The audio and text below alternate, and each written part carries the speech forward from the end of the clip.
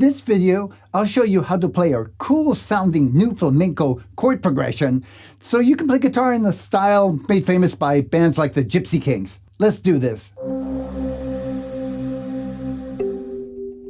Hi there, I'm Thomas Michaud from Real Guitar Success. We'll help you learn guitar and unleash that musician inside of you. If you're new here, go ahead and subscribe to my YouTube channel and click that little bell so I can let you know when I have some new guitar lessons, tutorials, and tips. Today I'm going to show you a new flamenco chord progression that is a lot of fun to play and fairly easy to learn. And it really sounds Spanish. It's because of the chords that I'm using and to some degree the strum also. I've taught these chords in a previous lesson, so I'll go through them pretty quickly here, but I'll also put a link so you can get a hold of that lesson if you need more help with the chords. And by the way, I also have a more extensive video on the strum itself also, so if you'd like something more detailed, I'll make sure you get a hold of that playlist that has that also. Make sure and stay to the end of the video because I'll have a couple of bonus tips for you for those who are ready for it and make it even a little more interesting. So the basic progression uses 4 chords. We're going to start off with the A minor ninth. Sounds like this. It's a dissonant chord. That pinky adds a note that gives it some dissonance, but in the context of the progression, it sounds really good. So we're going to start off with the first finger and the second finger, and we'll add that pinky. First finger on the second string, first fret, skip the third string, and go over the fourth string, put your second finger down on the second fret. You're going to play the high E also. That's an A minor seventh. Now, if this pinky part is too difficult for you right now, don't worry about it. You can do without it and add it later at any time. This chord works for this progression, A minor 7. But to add a little more dissonance and to make it an A minor 9, we're going to put that pinky, stretch it over to the 4th fret, 3rd string. That's what it sounds like. It's a beautiful chord. But I know it's a little bit of a stretch. That's why I mentioned the A minor 7 first, because it's a lot easier to get used to the A minor 7 and then add the pinky later. Also, when you do add the pinky, make sure you got enough of an arc there, otherwise it'll deaden out the first and second strings if it touches them.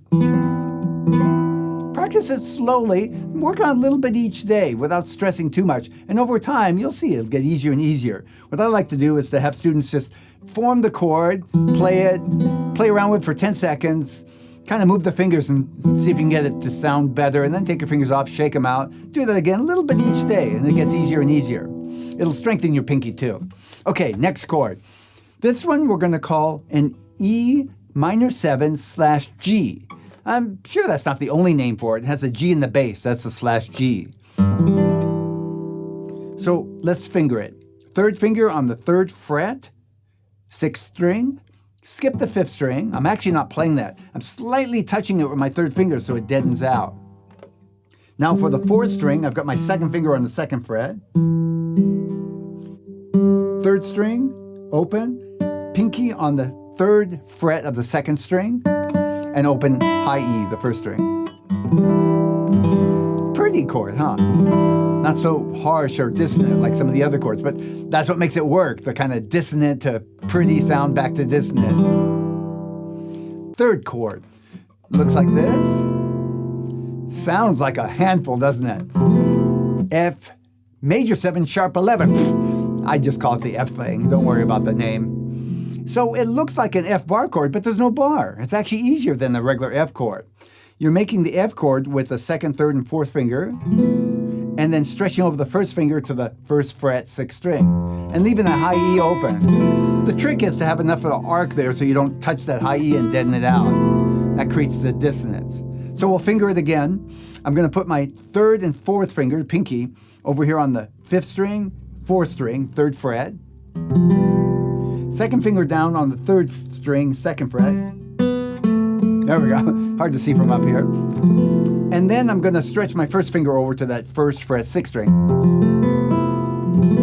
And again, if this is difficult, just practice a little bit each day. Take your fingers off, shake them out, put them back on, move the fingers around, 10 seconds at the most.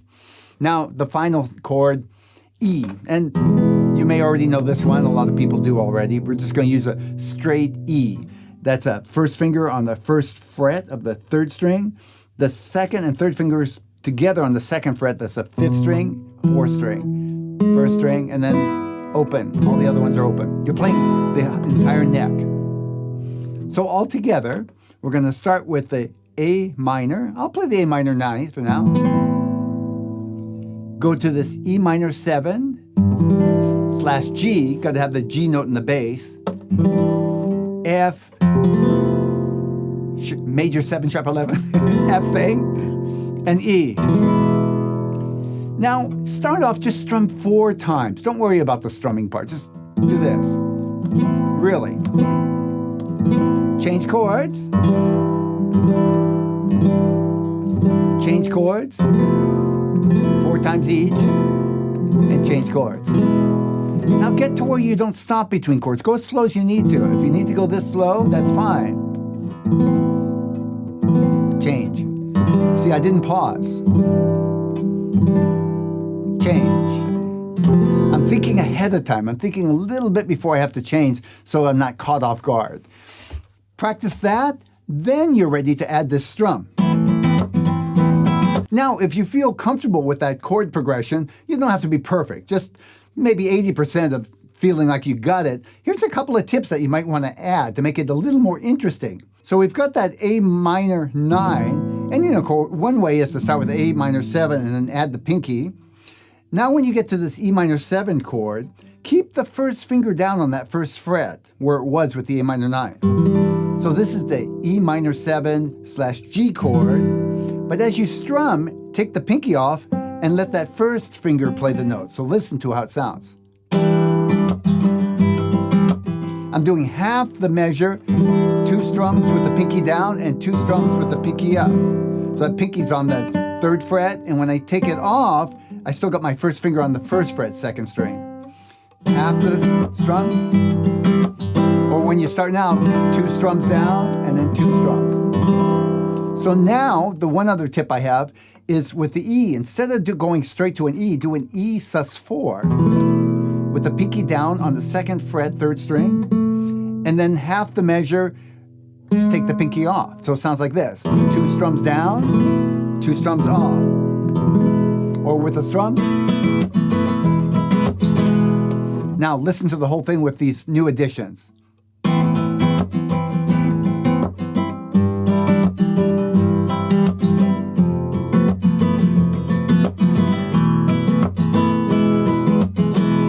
It's called either a new flamenco strum or a rumba flamenco strum, which is the most common name.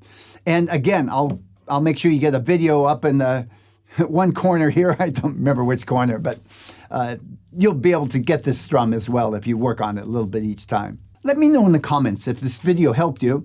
And while you're there, let me know if there's any other videos you'd like to see me make. If you haven't already, subscribe to my channel and click the little bell. I look forward to seeing you soon, hopefully. Bye.